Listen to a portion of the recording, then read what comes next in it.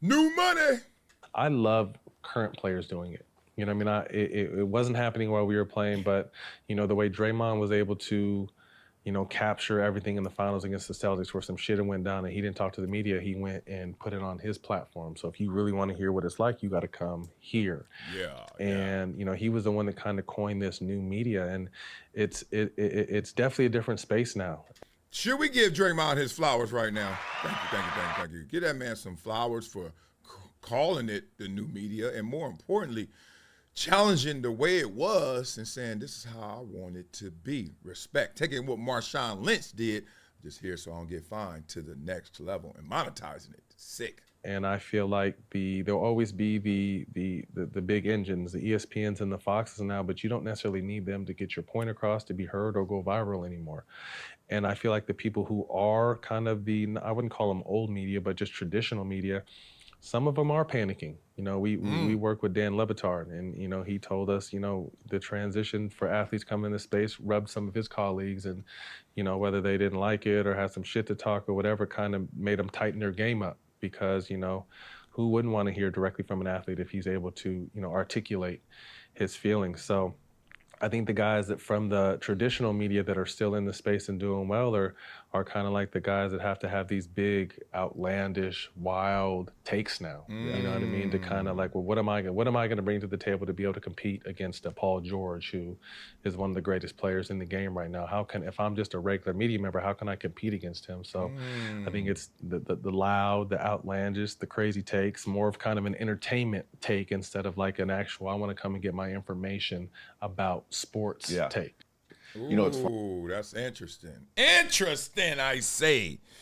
Let's unpack this. Let's dive into this one right now. New media versus old media. And we saying versus, even though there are some people who are on both sides. The panic that's in the air is for that power, that purchasing power of the audience. Because we know, everybody knows that the audience has shifted. And it's crazy because when you're on air, it can seem like it's about you. It can seem like it's about the network. But in reality, we hear it a lot, but here's another way you can see it. It's about the audience, right? It's kind of weird. You go to a football game. Everyone says, well, we pay your tickets and we pay your salaries and we do all this and the concessions, so we're the ones. But it doesn't feel like that, right? You're like, I'm here to see them. So it feels like they have the power. But imagine if you guys just didn't go. Imagine if you just didn't watch. What is it then, right? So I love the fact that it is an interdependent relationship. Now, you could do whatever you want. You ain't got to like football in this country, but most of y'all do. And look, you ain't got to play football at the highest level, but some of y'all do. And for you to exist in the way that you want to, in a lucrative way, you're going to need them. The ones you don't even know. Mr. and Mrs. Anonymous. Wow. Love that balancing act, that dynamic there. But it takes hundreds of thousands and millions of y'all to equate to 1, 2, 10, 12 of these. You get it? It's not one-to-one. That's the point. So that's where the arrogance comes in. The arrogance comes in because you're like, dude, you can't replace me. Nah, not with one person. But what, 100,000 of the audience goes away? 1 million of the audience goes away? Oh, you replaced. You gone. That panic is in the air because you're telling people they got to change it up. You're teaching old dogs new tricks. You only ran the ball? You better throw it now. Oh, you can't throw it? You ain't developed your passing game? Take these L's. Take these L's. It almost is like, imagine a world where the farmers, like, agriculture, like horticulture, grab your hose. I love saying that. I remember in the 8th grade, we took horticulture. I was like, oh, I got some hose in here. And you grab your hose. And it's like now in this world, the farmers are the chefs. In the real world, the farmers are the farmers. And I go to chef school, culinary school, to become a chef. But I'm using the ingredients that you farmed. But now, athletes are like, we growing this. We the ones that put in on this. We're the ones that you're coming to see. We're the ones that did it. We're going to be the chefs too. We're going to cook it up. We're going to do our own podcast. We're going to do our own show. We going on there and talking straight dope, pure uncut. Got to love the farmers being the chefs. What has that done? It's done two things. One is highlighted what a hot take is and how it's getting undercut and undermined because we ain't feeling that as being authentic anymore. There was a day, it was gospel. Oh, the hot take was it. Woo, he said that with his chest. What Kyrie do? What you say about LeBron? Ooh, damn, the nerve to say that. And it really wasn't that much in terms of courage, that much daring to say it. It wasn't that gangster to say something crazy about somebody back then. You want to know why? Because it went unchecked. The first time I remember getting checked, and look, y'all beat it up in the comments, tell me if I'm wrong, was Jalen Rose going at Skip Bayless. My favorite moment in sports media history. Oh, yeah, that was it. Because I was sitting there, and I think that happened, 2 years after I started at ESPN? I don't know, something like that. And I was sitting there like, it ain't, I ain't going to be that big in this. So I'm like, to stay real, to stay true, to stay consistently just saying what it is and educating and informing and trying to entertain, but without doing hot takes. If you didn't put a healthy dose of hot takes in your game plan, you ain't about to win. You ain't running no double reverse passes? You ain't gonna beat them. I was like, what? And then I was looking around who was doing the hot takes, and I was like, damn, I guess that's why they doing it. Skip, Stephen A., et cetera. I was like, because they ain't play. Good for them. That's their lane. My lane is over here to balance that out. And I wasn't jealous. I hate when people say somebody's jealous because somebody else won. You could be jealous of somebody who ain't even winning. Y'all don't believe me? Should have grew up where I grew up. People were just hating people for no reason. It's the way it goes. And you don't have to be jealous of somebody who is winning.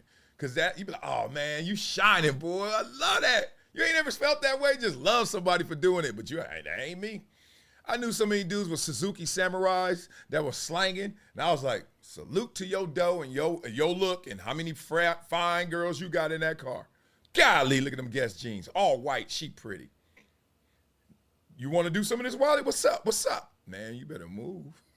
So let's get out of the hate and jealousy conversation so we can have some real talk. There's a different lane. Those guys are now being faced with, I can't go with the hot take like I want to. I can't spaz out. Because the reaction is different. Because now what's gangster is not saying something going unchecked. What's gangster is saying it for real. That's what's gangster. People are like, damn, he really said that. Damn, I didn't even think about that. Damn, that's really what happened. That's the most gangster thing right now, authenticity. So the hot takes have gotten a lot cooler. A lot cooler. The louder you are, it's almost like the less we're hearing. The more outlandish it is, the more we going inside our own little bubble. Like, man, I don't want to hear that craziness. Like the noise. It used to be the signal. Now it's just noise. And good for it. Because everybody got to adjust. And if you don't adjust, well, you know how the game goes. As you say about a player who doesn't adjust from college to the pros. If you don't adjust, you're a bust. Simple as that.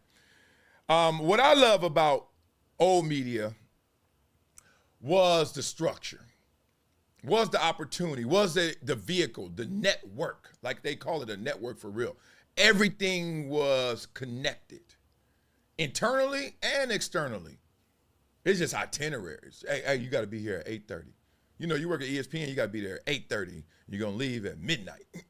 Like, whatever. All right, that's my itinerary. That's cool. You got a gang of breaks. It's just weird to have a day where you got to keep going back and forth, because you really don't fully get into your day because you're like, oh, I'm going to go work out, but damn, I got to hurry up because I don't want to be sweating on air. But damn, I got to get this in. Okay, I'm going to do it then. I'm going to take a nap. No, I ain't going to take a nap. I'm going to go get something to eat, but then I got to go. So that's a little weird. That's a tough lifestyle. Can't lie about that. But, you know, they put you in a velvet coffin. That means you die slowly, but they paying you so handsomely and rubbing your belly, you're going to accept it. It's called the velvet coffin.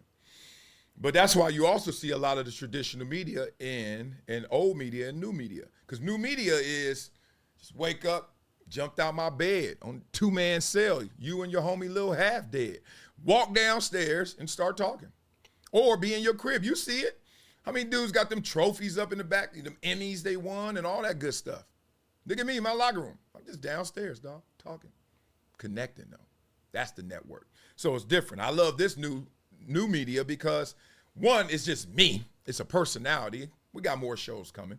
But two, it's just connecting with y'all, not talking to you, but, talking with you. Y'all actually respond. I respond. Y'all see me in the comments. Beat it up in the comments. I'm going to beat it up with you.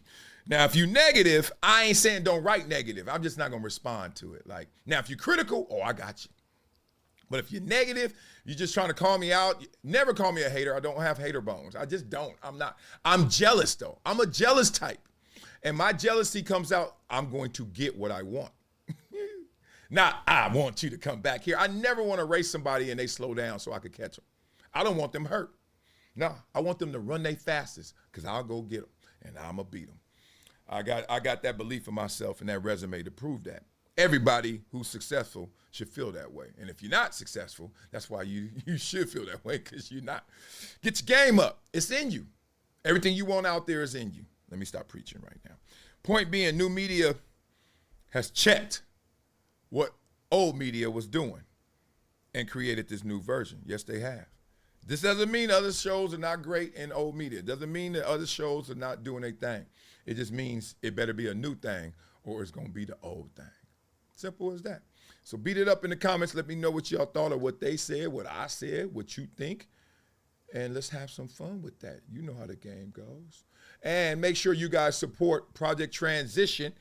Like my man Blake Corum. Yeah, y'all know who that is. Michigan baller. Los Angeles Rams baller. Killer. San Diego Chargers, LA Chargers on my homie. Nah, that's the homie, man. Young homie. He's a great dude. That is a great dude. Him and his fiance, are they married yet? Shout outs to the Corum family. Love them, man. $100 donation supporting Project Transition. He a rookie, so don't get mad at the amount. Let me stop. He can play pickleball, too. He learned fast. That's like a fast and big. His legs, his thighs so big. I'm like, damn, dog, you be running. Boy, to have young muscles. I remember the days. All right. And if you guys log on and become gym members, you know what I'm going to do. I'm going to hook you up with this book right here. Never Shut Up, Marcellus Wiley, right? Life Opinions and Unexpected Ventures of an NFL Outlier. Yeah. I will always take care of you guys. Now let's get into this freestyle. Yay. Go get it, Wiley. I want to go get it. Oh, I messed up. Oh, I hate when I get production issues. Sorry. This freestyle worth it. I'll be busting, too. Let's go. Let's get it. Hey, I want to skip to my Lou. This is what I do. Ooh, you know, the game done changed. The script got flipped. Old media got eclipsed. We got podcast streams in control. Truth, no corporate role. No scripts to fake. Hey, just facts. Real debate. Trying to keep it the same. Hey, we breaking out that frame, that old mode. Man, that old story been told. Straight from the crowd. Ooh, vibe is loud. I'm out here rapping, y'all, on this mic. You know I own this mic, shoe. And I'm setting the tone for the hype, shoe. On Instagram, too. You know what it do. 6 o'clock like the news. Come around giving old media blues. You know what happened to your crews. Y'all through. The floor is for you. Knocked out. Hey, knocked out. Hey, knocked out. Hey, knocked